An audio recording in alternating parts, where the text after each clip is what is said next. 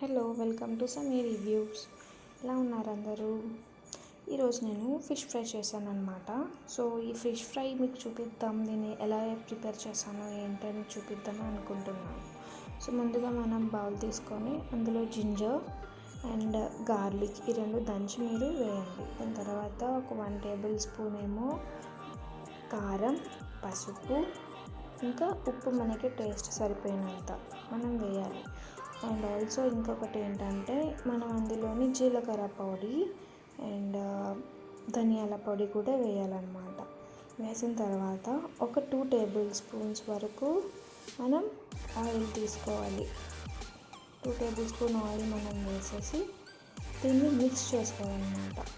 Okay, చూడండి ఎలా mix చేస్తున్నానో. ఓకే, ఇలా మిక్స్ చేసి తర్వాత ఫిష్ తీసుకొని దీన్ని వాష్ చేసుకుని పెట్టుకుంటాం కదా పక్కన ఫిష్ని. సో ఈ విధంగా మనం అప్లై చేయాలి. ఇంకొకటి ఏంటంటే మనం ఫిష్ని వాష్ చేసి అందులో వాటర్ లేకుండా మనకి స్ట్రైనర్ ఉంటుంది కదా, స్ట్రైనర్లో పెట్టేయండి ఫిషెస్ అన్నీ. సో వాటర్ అంతా పోతుంది. తర్వాత ఈ విధంగా మనం మ్యారినేట్ చేసుకుంటే ఏమవుతుందంటే మనకి ముళ్ళులు గుచ్చుకోవు. ఓకే, సో ఇది ఈజీ ప్రాసెస్. నార్మల్గా మ్యారినేట్ చేసి ఫిష్ వేసి మళ్ళీ దాన్ని కలిపితే ఎలా ఉంటుందంటే మనం ముళ్ళు గుచ్చుకుంటాం.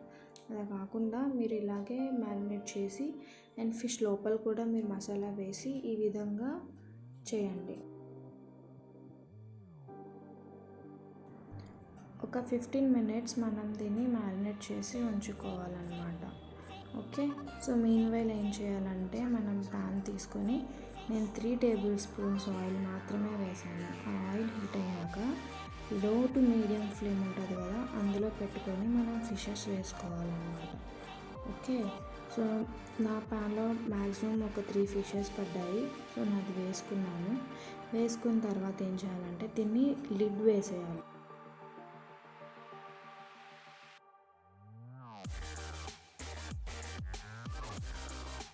5 మినిట్స్ తర్వాత ఓపెన్ చేసి మనం ఫిష్ని ఫ్లిప్ చేయాలి. ఓకే, సో దీనివల్ల ఏమవుతుందంటే కొంచెం కింద కుక్ అయిపోతుంది కదా, ఇప్పుడు పైన పార్ట్ కూడా కుక్ అవ్వాలి కాబట్టి సో పైన మనం ఇలాగా ఫ్లిప్ చేసుకొని పెట్టుకొని మళ్ళీ దీని తర్వాత మళ్ళీ ఏం చేయాలంటే మనం మళ్ళీ లిడ్ వేయాలన్నమాట. అగైన్ ఒక 5 మినిట్స్ తర్వాత మళ్ళీ మనం ఓపెన్ చేసి చూస్తాం.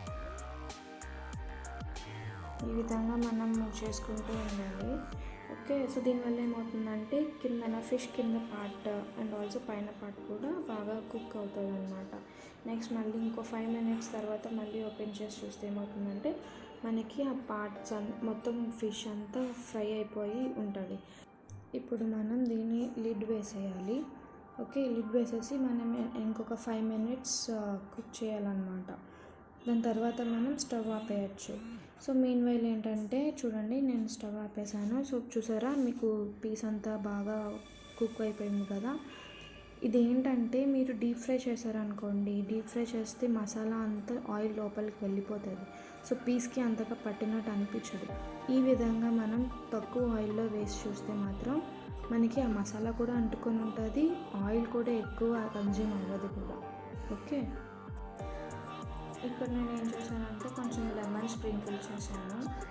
లెమన్ స్ప్రింకిల్ చేసి కారం కూడా కొంచెం వేసాను. సో మనకి కొంచెం కారంగా పుల్లగా తగులుతుందని చెప్పి. ఓకే, మీరు కూడా ట్రై చేసి నాకు కమెంట్ సెక్షన్లో షేర్ చేయండి తప్పకుండా.